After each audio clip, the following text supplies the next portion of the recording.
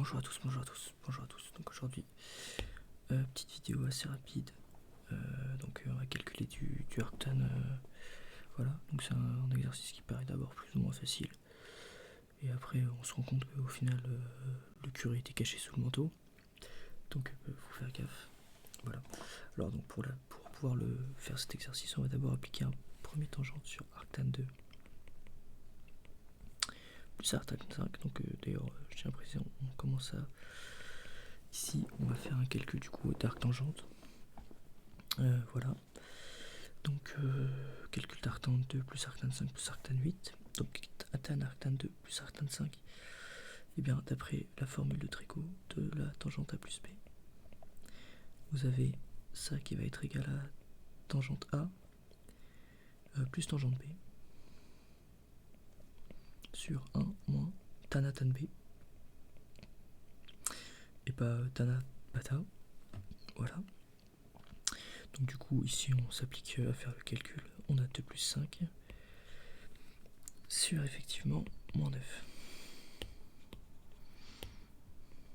Ok, donc 7 moins 9, et on se rend compte que ça n'appartient pas à l'intervalle pi sur 2, moins pi sur 2, pardon, pi sur 2. Donc pour pouvoir le ramener dans cet intervalle, il faut faire un petit plus pi, voilà, qu'on va se préserver pour le moment d'utiliser. Donc on va mettre plus pi, plus tan tangente de du coup notre moins 7 neuvième, plus arctan de 8.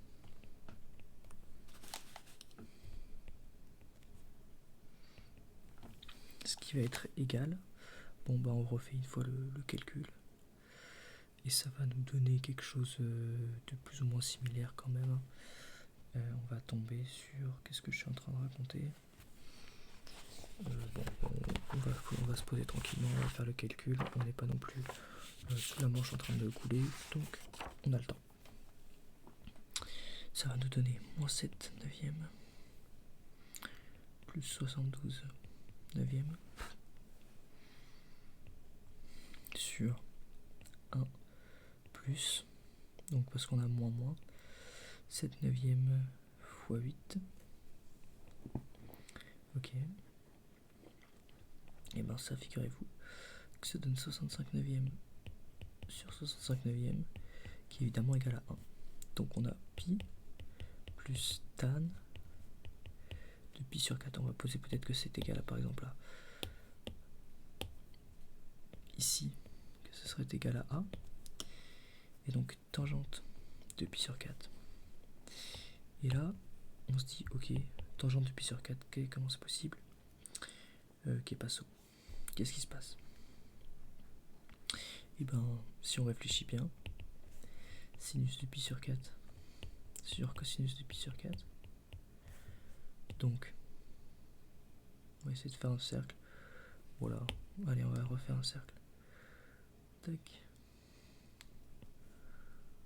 Hop là, mais c'est qu'il est trigonométrique ce cercle.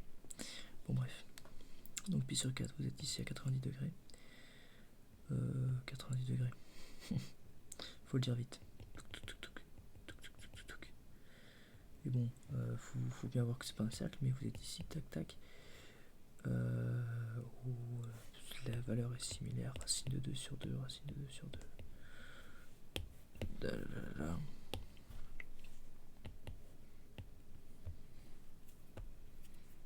Bam. Voilà, tout ça pour dire que c'est égal à 1. Mais non, je déconne. Il y a des gens qui m'ont cru. C'est effectivement égal à 1. Voilà, donc vous avez ça qui va être égal à 1. Et qu'est-ce que ça va plus ou moins impliquer? Qu'est-ce que ça va plus ou moins impliquer, pardon? Que vous allez avoir, du coup, bam, bam, bam, ça dégage, j'ai envie de dire. Enfin, non pas que ça dégage, c'est pas vraiment ça le principe, mais plus que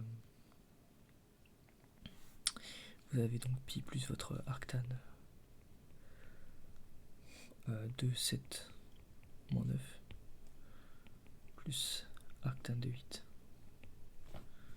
Ok. Et donc on vient de montrer que c'est égal à 1. Donc, en réalité, le fait que ça soit égal à 1 veut dire qu'on a plus pi sur 4 au niveau des arctangentes. Ce qui est évidemment égal à 5 pi sur 4. À savoir que 1 est compris sur moins pi sur 2 pi. Voilà. Parce qu'on rappelle que pi c'est environ 3/14, donc sur 2 c'est supérieur à 1. Voilà, donc c'est compris dans cet intervalle. Donc on est bon et on peut effectivement conclure. Voilà, j'espère que vous avez apprécié cette petite vidéo et puis ben merci finalement d'avoir regardé cette petite vidéo. Voilà, bisous bisous.